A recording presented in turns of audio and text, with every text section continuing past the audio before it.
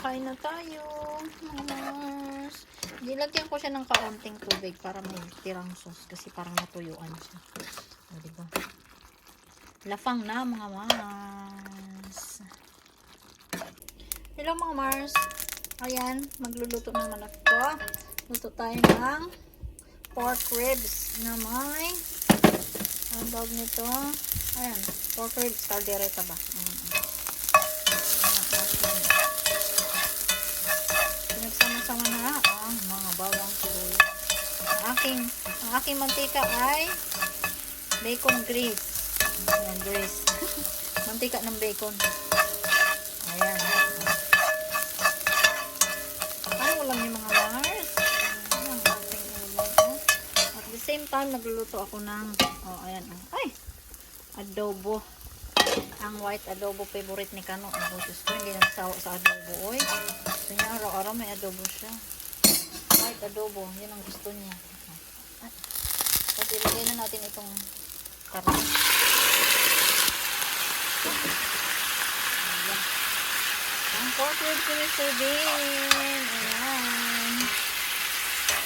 Kakainin na namin. May tubig yung aking kawali. Ay, ang aking karne. Ayan. Tapos lalagyan natin ng asin. Dali, kunin ko. Ayan, lagyan ko ng paminta. At lagyan natin ng asin. Tulog yung asin. Ito mga Mars yung asin ko. Hinalo ko yung nakakuha tayo ng asin sa dumpster, diba? Hinalo ko dito sa pink salt ko. Tinransfer ko siya sa sa jar kasi tinapon nila yung asin kasi basag ang lalagyan. Diba? Pati asin natin lagyan. Ayan. Haluin yung bahagyan.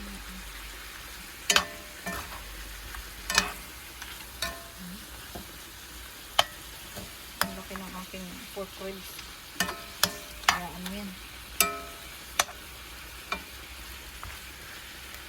Ayan pa. Paigihin natin. Pag nito. Tapos lagyan natin ng ayan. Tapos lagyan natin ng tomato paste. Ayan. Ilagay na natin ang tomato paste. Tomato paste po. Parang dami. Dami na. Haluin natin tomato paste po. Frozen mga Mars. Leftover. Pinapreser ko siya. Para ito maglalo.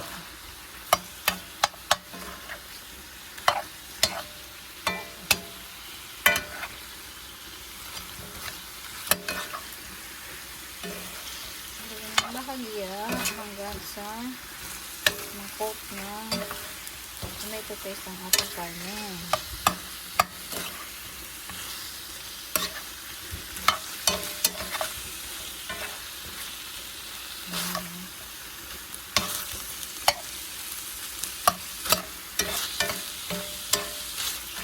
Ayan. Tapos, nalagyan natin siya ng tubig. Ayan. Tapos pakuluin lang yan siya natin. Lagyan natin ng takip. Lagyan ng takip at pakuluin. Diba? Ayan na mga Mars. Ayan, nabawasan na yung tubig niya. Lagay na natin ng sili. Tapos itong mga green peas. Oops. Ayan. Sili ko frozen din. Kasi mabulok siya pag hindi nilagay natin sa freezer. Tatagal din ang buhay pag nilagay sa freezer. Yung iba hindi. Galing sa aking garden.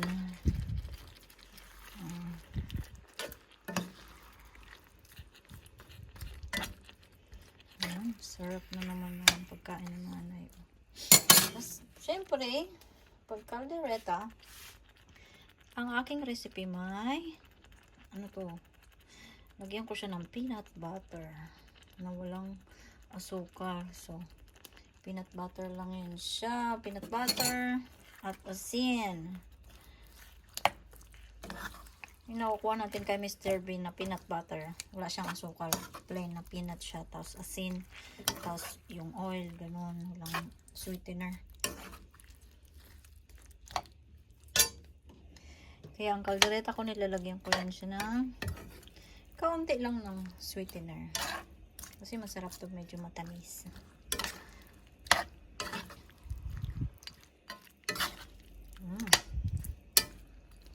At syempre, ang kanin ko ay luto na. Tingnan nyo.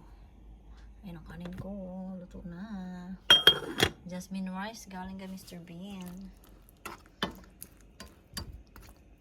Ayan, palutuin natin yung sili. At yung mga 5 minutes pa itong pakuluan natin. Ayan, luto na yata ito mga mars. Ayan, lalagyan ko siya ng kaunting ano lang, stevia. Para medyo may tamis ng konti. No? Ito ang aming sweetener. Ayan. Kasi kaunti lang. Matamis na yan. Ayan. Oh. Luto na to. Kain na tayo.